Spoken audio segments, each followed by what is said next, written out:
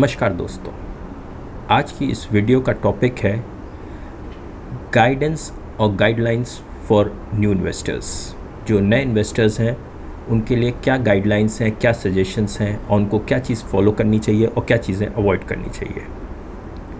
सबसे पहली चीज़, जब आप इन्वेस्टमेंट में एंट्री ले रहे हैं, आप इन्वेस्टमेंट का सोच रहे हैं, तो ये ध्यान रखिएगा कि इन्वेस्टमेंट्स में अप्स एंड डाउन्स आते रहते हैं। अप्स आपके लिए पॉजिटिव है, बहुत ही अच्छी चीज़ है, लेकिन डाउन्स को कभी नेगेटिव मत लीजिएगा। डाउन में जब भी आपने कोई मिस्टेक की, उससे सीखने की कोशिश करिएगा और कोशिश करिएगा वो मिस्टेक फिर से रिपीट ना हो।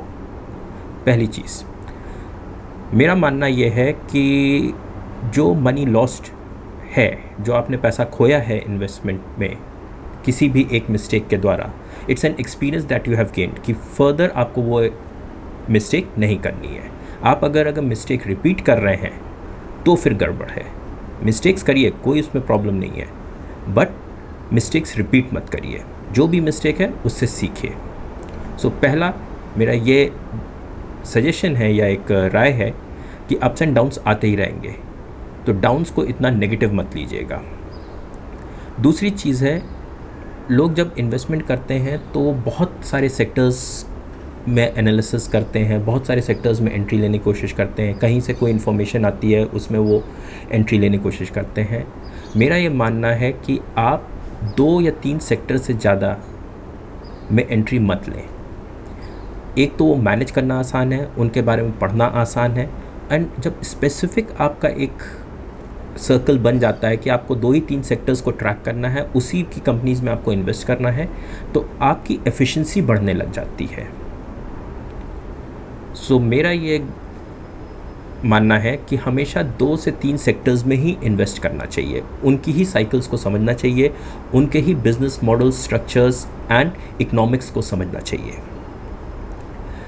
फिर मेरा मानना है कि जब आप किसी उसमें इन्वेस्ट कर रहे हैं 2-3 सेक्टर्स में, तो इससे होता और क्या है कि आप 80% ऑफ द अपना जो पोर्टफोलियो है, जो यूनिवर्स है स्टॉक्स का, BSE NSE पे या किसी भी स्टॉक एक्सचेंज में हज़ारों शेयर्स ट्रेड करते हैं। जब आप 2-3 सेक्टर्स लेते हैं तो 80% ऑफ द स्टॉक्स आप अपने पोर्टफोलियो, अपने रेडार से गायब कर देते हैं, हटा देते हैं, और ये बेनिफिशियल होता है क्योंकि आपको बहुत स्पेसिफिक चीज़ों पे ध्यान देना है, स्पेसिफिक सेक्टर्स पे ध्यान देना है, एंड उसी पे आपको एक्ट एंड रिएक्ट करना है। दूसरी चीज़ आपको ये समझना है कि जब आप इन्वेस्टमेंट करने आ रहे हैं तो उसमें थोड़ा सा ग्रीड भी होता है, थोड़ा सा फियर भी होता है, थोड़ा सा ऑप्टिमिज्म भी होता है, बट मेन चीज़ होती है जब आप इन्वेस्टमेंट कर रहे हैं तो आपके अंदर पैशन होना चाहिए। पैशन आपको उसमें अपनी वैल्यूज़ को इन्वेस्ट करने में बहुत मदद करता है। आप रीड करते हैं, आप अपने आप को और इम्प्रूव करते हैं क्योंकि आप पैशनेट हैं उस चीज़ के लिए। तो ग्रीड, फियर, ये सब चीज़ें तो ठीक है, एंड इट्स गुड कि आप इन्वेस्टमेंट इसी के रीज़न के लिए कर रहे हैं कि आपको उसमें से प्रॉफिट हो, बट मेरा ये मानना है कि आप अगर पैशनेट हैं तो ये आपके लिए और बेनिफिशियल रहेगा क्योंकि फिर आप इसमें इम्प्रूव करने लग जाते हैं। फिर आप एज अ न्यू अगर बिगनर हैं तो आपको सबसे चीज़ समझनी चाहिए कि आपका कोर कॉम्पिटेंसी क्या है। आप किसी सेक्टर को लोग बहुत अच्छी तरह से, जैसे कोई लोग FMCG को बहुत अच्छी तरह से समझ लेते हैं। फॉर एग्जांपल, आप किसी प्रोफेशन में IT सेक्टर में काम करते हैं तो आप IT सेक्टर को अच्छा समझ रहे हैं। जिस सेक्टर को आप कायदे से समझ सकते हैं, जिसके कैश फ्लोज आप समझ सकते हैं, जिसके बिजनेस के अप्स एंड डाउन्स आप समझ सकते हैं, उस सेक्टर में इन्वेस्टमेंट करने की कोशिश क्या करिए, क्योंकि वहाँ आप समझ लेंगे। फॉर एग्जांपल, किसी को फार्मा नहीं समझ में आता है तो इट्स नॉट नेसेसरी कि हर वक्त आप फार्मा में इन्वेस्ट करें या करें। फार्मा अवॉइड कर दीजिए। आपको IT नहीं समझ में आता, IT अवॉइड कर दीजिए। जैसे one of the famous investors Warren Buffett ने यही कहा कि मुझे IT नहीं समझ में आया तो मैंने IT में इन्वेस्ट नहीं किया। इसका मतलब ये तो नहीं है कि वो अमीर नहीं हुए, रिच नहीं हुए। He is one of the richest guys in this world. So जो सेक्टर्स आपको समझ में आते हैं उन्हीं में इन्वेस्ट करने की कोशिश करिए। इन्वेस्ट करते वक्त एक चीज़ का और ध्यान रखिए कि आपका एक गेम प्लान होना चाहिए, आपका एक लॉजिक होना चाहिए, आपका एक रीज़न होना चाहिए। एंड जब आप कोई गेम तैयार करते हैं, कोई स्ट्रैटेजी तैयार करते हैं, तो उसमें एंट्री कब लेनी है, एग्ज़िट कब लेना है, ये बहुत प्रॉपर लॉजिक्स के साथ डिफाइंड होना चाहिए। पहली चीज़। दूसरी चीज़ है, जब आप कोई गेम प्लान, कोई स्ट्रैटेजी तैयार करते हैं, हर गेम को जीतने की कोशिश मत करिए। आपका नेट मंथली या ईयरली या क्वार्टरली देखना चाहिए कि आप प्रॉफिट में हैं या लॉस में हैं। ये आपको इम्प्रूव करने में और मदद करेगा। आप कोई स्ट्रैटेजी बनाएंगे, जैसे ही स्ट्रैटेजी बनाई है तो इसका मतलब ये नहीं कि उसमें तुरंत गेन आएगा या प्रॉफिट आएगा। स्ट्रैटेजी बनाई है, मे बी स्ट्रैटेजी अच्छी हो, बट मार्केट कंडीशंस के अकॉर्डिंग वो स्ट्रैटेजी सही ना हो, तो उसको रिफ़ाइन करिए, स्ट्रैटेजीज़ को रिफ़ाइन करिए, इम्प्रूव करिए, अपने थोड़े से स्ट्रैटेजी स्टाइल्स में चेंज करिए, थोड़ी क्वांटिटी, लेवरेज, इन सब को मैनेज करने की कोशिश करिए। इससे क्या होगा, आप अपनी ही स्ट्रैटेजी को इम्प्रूव करेंगे। सो हर गेम जीतना ज़रूरी नहीं है, बट हाँ, एंड रिज़ल्ट में आपका जो भी है कि हाँ मंथली आपको इनकम आनी चाहिए या क्वार्टरली आनी चाहिए, जितना बड़ा टाइम फ्रेम होगा मेरे हिसाब से तो उतना ही अच्छा होता है, उसमें आपको प्रॉफिट आना चाहिए। सो मेरा ये मानना है कि जब भी आप मार्केट में एंट्री लें, जैसा मैंने पहला पॉइंट भी कहा था, उसे अप्स एंड डाउन्स रहते हैं। सो हर गेम को जीतने की कोशिश मत करिए। कई बार ऐसी कंडीशंस होती हैं जो आपके कंट्रोल में नहीं होती हैं, आपकी स्ट्रैटेजी के अकॉर्डिंग नहीं होती हैं। इसका मतलब ये नहीं कि स्ट्रैटेजी ख़राब है, उस टाइम के लिए वो स्ट्रैटेजी ख़राब थी, बट ओवरऑल में भी वो स्ट्रैटेजी आपको प्रॉफिट दे आगे चल के। ओके। फिर आपको एक चीज़ और ध्यान रखनी है कि जो ये इन्वेस्टमेंट्स होते हैं ना, ये जितने लॉन्ग टर्म के लिए होते हैं उतने ही अच्छे होते हैं, क्योंकि ये कंपाउंडिंग होते हैं। ये इन्वेस्टमेंट्स के जो रिटर्न्स होते हैं कंपाउंडिंग होते हैं। इनिशियल स्टेज में आपको इतना ज़्यादा प्रॉफिट नहीं होता है, लेकिन जब ये कंपनीज ग्रो करती हैं, ये स्टॉक प्राइस भागते हैं या उनका बेनिफिट लोगों को समझ में आता है, so they just run away and premium पे ट्रेड करने लग जाती हैं वो कंपनीज, बहुत ज़्यादा प्रीमियम पे ट्रेड करती हैं। So investment has a compounding effect, तो उस इफेक्ट को आने में टाइम लगता है। So give it some time. Long term investments मेरे हिसाब से ज़्यादा बेनिफिशियल्स होते हैं। उसी चीज़ में एक और चीज़ मैटर करती है कि जब आप लॉन्ग टर्म इन्वेस्टमेंट कर रहे हैं तो आपको फंडामेंटल्स थोड़े से समझने पड़ेंगे। ऐसा नहीं है कि विदाउट अंडरस्टैंडिंग आप इन्वेस्टमेंट करें और आप रिटर्न्स कमा लें, क्योंकि ये चीज़ बिल्कुल क्लियर है कि स्टॉक मार्केट से पैसा कमाना आसान नहीं है।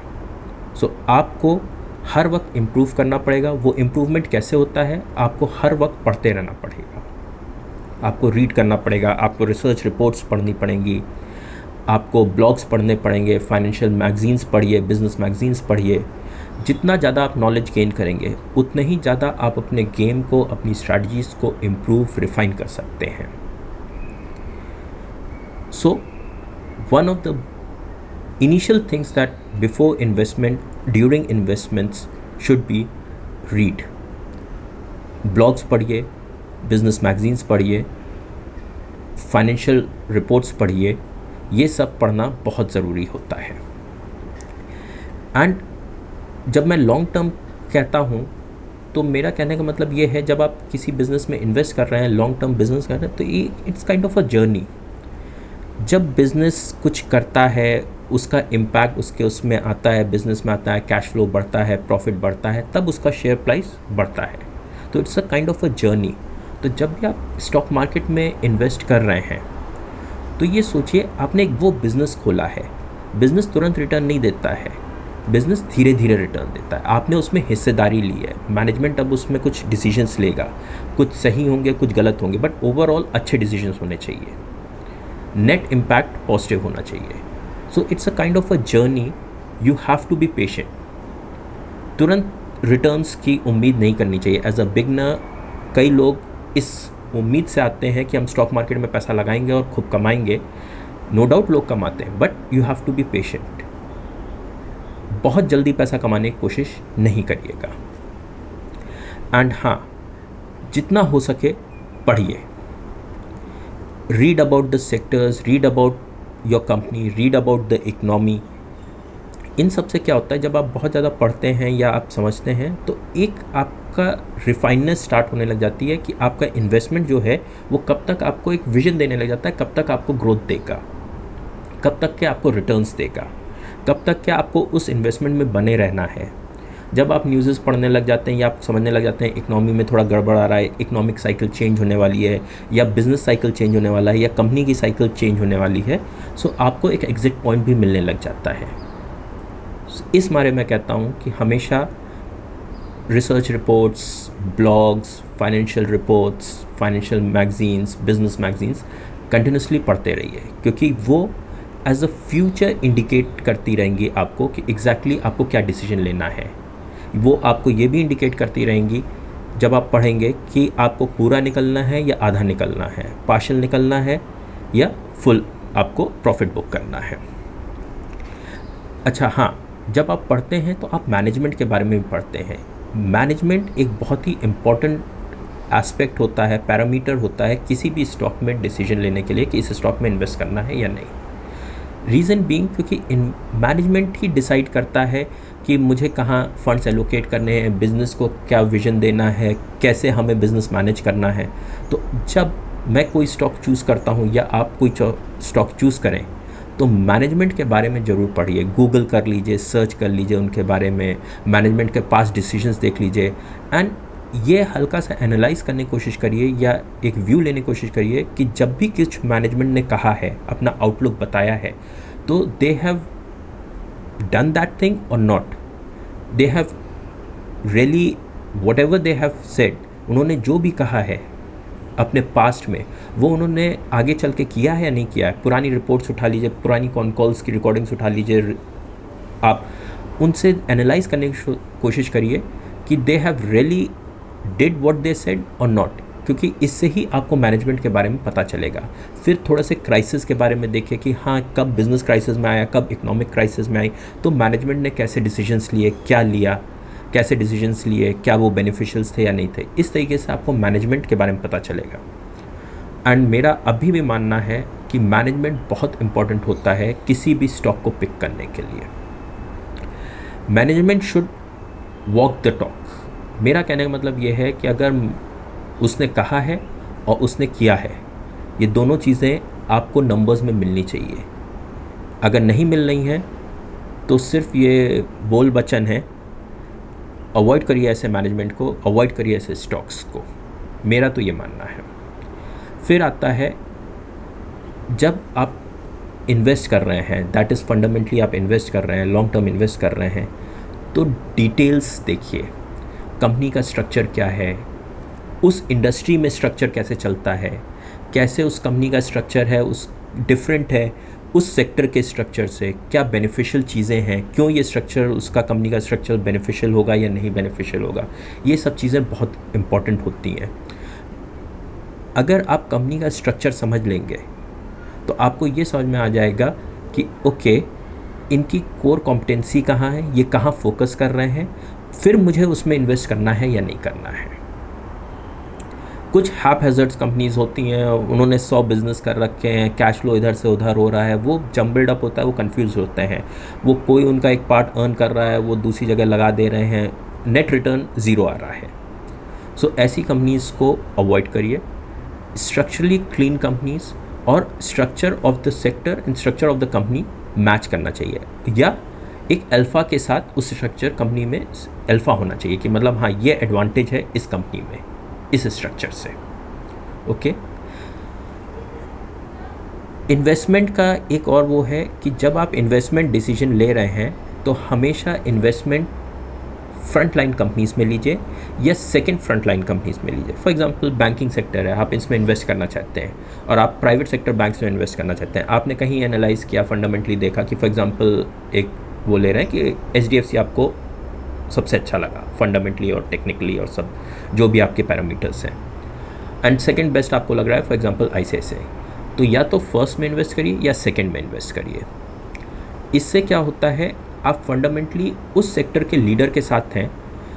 Leader most of the times सबसे पहले चेंजेस लाता है अपने स्ट्रक्चर्स में, सबसे पहले चेंजेस लाता है इकोनॉमिक में, एंड अगर कोई चेंज बहुत ज़्यादा हो रहा है किसी भी उसमें तो सबसे पहले वो लीडर फॉलो करता है। तो मेरा मानना ये है you should invest in the leader और second in line with the leader. Most of the times ये इन्वेस्टमेंट्स आपको ज़्यादा बेनिफिशियल रहेंगे। आप IT सेक्टर में इन्वेस्ट करना चाहते हैं टीसीएस में इन्वेस्ट करिए या इन्फोसिस में इन्वेस्ट करिए। आप leaders, second in line with the leaders अगर इन्वेस्ट करेंगे, क्योंकि सबसे पहले चेंजेस वही एक्सेप्ट करेंगे, सबसे पहले उनके पास फंड्स होते हैं चेंज करने के लिए, स्ट्रक्चर चेंज करने के लिए, चेंजेस को एक्सेप्ट करने के लिए, चेंजेस को झेलने के लिए। सो गो विद द लीडर और जो सेकंड है उस सेक्टर में उसके साथ इन्वेस्ट करिए।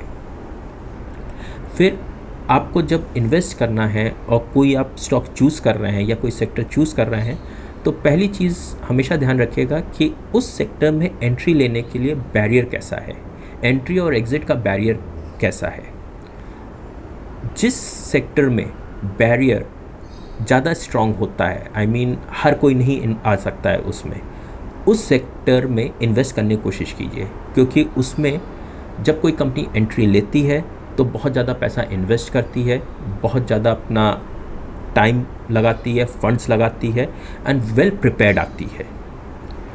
जो सेक्टर्स में एंट्री और एग्ज़िट बैरियर्स नहीं होते हैं उनमें हर दिन कई कंपनीज आती रहती हैं, जाती रहती हैं एंड वो मार्केट को, उस सेक्टर के मार्केट को ख़राब कर देती हैं। तो जहाँ इकोनॉमिक नहीं बनता है किसी और कंपनी को कमाने के लिए, क्योंकि उसको भी कंपटीशन में रहने के लिए अपने प्राइसेस, अपने मार्जिन्स को दबा के रखना पड़ता है, कम रखना पड़ता है। तो मेरा ये मानना है हमेशा वो सेक्टर चूज़ करिए जहाँ एंट्री बैरियर्स बहुत ज़्यादा हाई हों। हाँ, कभी कभी कुछ ऐसे सेक्टर्स होते हैं जो ग्रोइंग सेक्टर्स होते हैं, वहाँ कई सारी कंपनीज़ या कई सारी और कंपनीज इन्वेस्ट कर रही होती हैं, मे बी वहाँ बैरियर इतना ज़्यादा टफ ना हो, बट फिर भी मैं कहूँगा इन्वेस्ट करिए तो उस सेक्टर में इन्वेस्ट करिए जहाँ एंट्री बैरियर ज़्यादा हाई हो।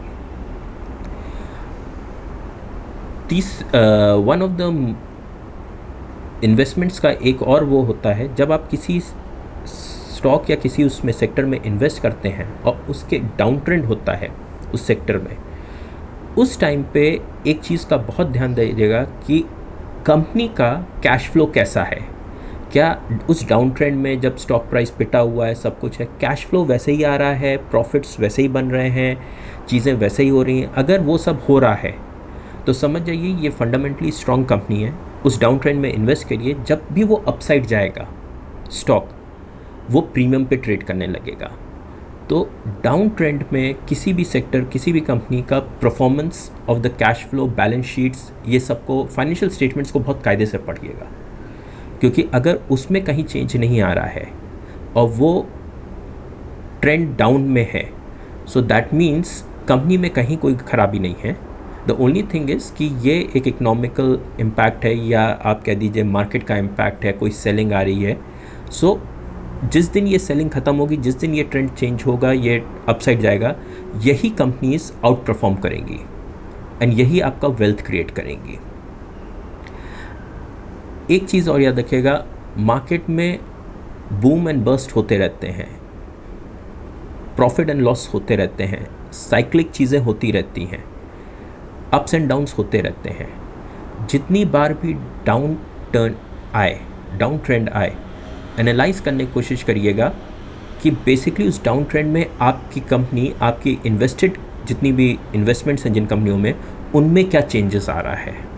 एंड जब भी अपसाइड हो जाए एंड मार्केट प्रीमियम पे ट्रेड करने लग जाए, तब देखिएगा कि कहीं उस कंपनी में कोई चेंजेस आ रहे हैं। फॉर एग्जांपल, अब मार्केट अपसाइड में है एंड मार्केट बूम कर रही है, स्टॉक भी प्राइस आपका बहुत बढ़ चुका है, कहीं ऐसा तो नहीं कंपनी लेवरेज की साइड जा रही है, बहुत ज़्यादा फंड रेज कर रही है, कैपेक्स बढ़ा रही है, जबकि क्योंकि वो साइकिल चेंज हो सकती है, डाउन ट्रेंड आएगा तो फंस सकते हैं। तो कहने का मतलब ये है, अगर अपसाइड है तो ऐसा तो नहीं कंपनीज के फाइनेंशियल स्टेटमेंट पढ़िए कि कहीं वो लेवरेज की साइड बढ़ रहा है, और डाउन ट्रेंड में जाइए तो देखिएगा कि कहीं कैश फ्लो में चेंज तो नहीं आ रहा है, कहीं उसके क्लाइंट्स तो नहीं हट रहे हैं, कहीं उसके प्रॉफिट लाइन्स तो श्रिंक नहीं कर रहे हैं। तो अप एंड डाउन दोनों ट्रेंड्स में कंपनी के फाइनेंशियल स्टेटमेंट्स को ट्रैक करिए, समझिए एंड देखिए कि क्या चेंजेस आ रहे हैं। अगर आपका कोई इन्वेस्टमेंट है और आपके कुछ लॉजिक्स हैं,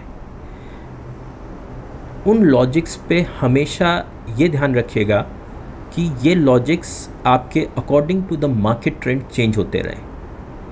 ऐसा नहीं होता है कि दुनिया में चेंज नहीं हो रहा है, दुनिया में चेंज हो रहा है। पहले पेट्रोल से गाड़ियाँ हैं, अब मे बी इलेक्ट्रॉनिक व्हीकल्स आ रहे हैं। तो वो जो चेंजेस हो रहे हैं उनका आपको इन्फॉर्मेशन है या नहीं है। कंपनी अच्छी हो सकती है, मैं ऐसा नहीं कह रहा हूँ, बट क्या वो कंपनी जो चेंजेस हो रहे हैं उनको एक्सेप्ट कर रही है या नहीं कर रही है। ऐसा तो नहीं है, फॉर एग्जांपल नोकिया है, वो चेंज नहीं एक्सेप्ट कर पाई। ब्लैकबेरी है, वो चेंज नहीं एक्सेप्ट कर पाई। कई कंपनीज़ होती हैं जो बहुत बढ़िया होती हैं, बट वो चेंजेस को एक्सेप्ट नहीं कर पाती हैं। ये चेंजेस आपको समझना पड़ेगा, आपको मैनेजमेंट आउटलुक पढ़ना पड़ेगा, आपको न्यूज़ पढ़नी पड़ेंगी कि एग्जैक्टली हो क्या रहा है इस दुनिया में, क्या चेंजेस आ रहे हैं, और उस चेंजेस के अकॉर्डिंग क्या आपकी कंपनी चेंज कर रही है, एक्सेप्ट चेंज कर रही है या नहीं कर रही है। सो मेरा ये मानना है, ये सब चीज़ें अगर आप ध्यान देते हैं फंडामेंटली इन्वेस्ट करते वक्त, सो आपको रिटर्न्स, आपके प्रॉफिट्स, आपके लॉसेस कम होंगे, एंड एक आप कायदे से इस स्टॉक मार्केट में जो वाकई जिसके लिए है stock market to make you rich, ये वाकई आपके लिए बेनिफिशियल होगा। Last but not the least, एक पॉइंट मैं आपको कहना चाहूँगा, कभी भी टिप्स और नॉइज़ेस में मत फंसिएगा। मार्केट में बहुत रूमर्स, बहुत नॉइज़ेस, बहुत टिप्स आती रहती हैं। इन सब चीज़ों से अवॉइड करिए। अपनी नॉलेज पे भरोसा रखिए, जितना भी पढ़ रहे हैं अपनी नॉलेज पे भरोसा रखिए, अपनी एनालिसिस पे भरोसा रखिए। वो आपको लॉन्ग टर्म में ज़्यादा अच्छा रिटर्न देंगे, पहली चीज़, और आपको इम्प्रूव करेंगे तो आपके इन्वेस्टमेंट्स इम्प्रूव करेंगे। आज आपको टिप मिली, चल गई, कल नहीं मिली, तो आप क्या करेंगे। So it's better to invest in yourself. खूब पढ़िए, ब्लॉग्स पढ़िए, जितनी न्यूज़ पढ़ सकते हैं, इकनॉमी को समझिए, एंड फिर इन्वेस्ट करिए। So this is one of the guidelines that I want to give to new investors, कि अगर आप इन्वेस्टमेंट में आ रहे हैं तो आपको ये सब करना चाहिए। And please like and subscribe my channel. Thank you.